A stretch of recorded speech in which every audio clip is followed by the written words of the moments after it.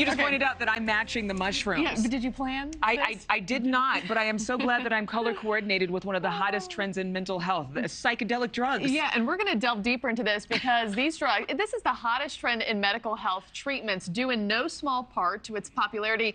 You've got celebrities like Prince Harry talking about it in his latest book, Miley Cyrus, New York Jets quarterback, Aaron Rodgers too. The list goes on. Yeah, but despite that, obviously, psychedelics are still illegal on the federal level. Just if you didn't know, breaking news.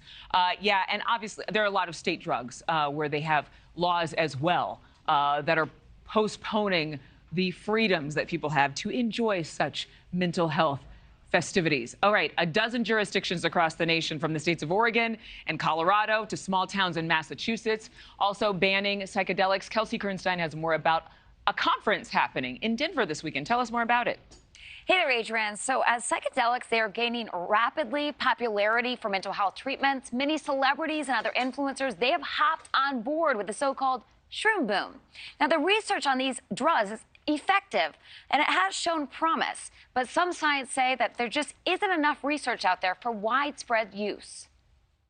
At the forefront of a growing movement, New York Mets owner Steve Cohen, who this week dished out $5 million to build up psychedelic drugs as a mainstream treatment. He's not the only major New York sports figure to be involved with psychedelics. Jets quarterback Aaron Rodgers spoke for more than 4 hours about his psychedelic journey. Creating in the in-between a beautiful new piece of life and energy and love and divine guidance that comes in, it really changes your life. The use of psychedelics for medicinal purposes is a topic that reaches across party lines. New York Democrat Alexandria Ocasio-Cortez has been pushing the Department of Defense to study their therapeutic potential for service members for years. Texas Republicans Rick Perry and Dan Crenshaw are also advocating for the potential benefits of psychedelics for veterans. So that's why I'm here once again actually pushing for further research into the use of psychedelics to treat PTSD,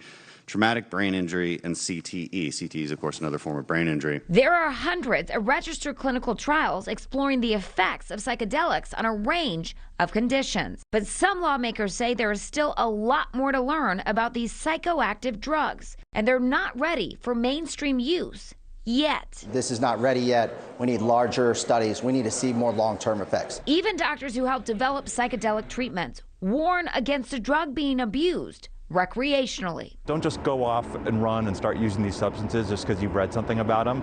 Make sure that you have a proper assessment by a health professional. The Multidisciplinary Association for Psychedelics is working to get MDMA approved by the FDA this year. And if it's approved, Cohen's donated money would help PTSD patients get the access to the drug.